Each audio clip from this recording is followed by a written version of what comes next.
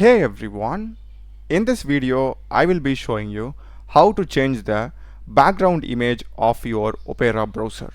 So let's get started. For this you need to go to the settings option, and for going to the settings option there are two ways. Either you can click on the settings icon over here, or you can click on this icon to the rightmost top. You'll be getting the exact same options, which is basically to change the background theme and wallpaper. So let me just go with this option. So if I click here, we are having a option to select the background wallpaper. So at the moment this is the yellow color that's appearing over here. If I want to change it, I can click on it. So the wallpaper is getting changed like this.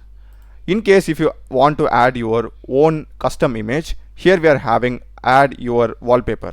Select it, and we need to select the image that we want to have. I will click on this and click on open, and that's it.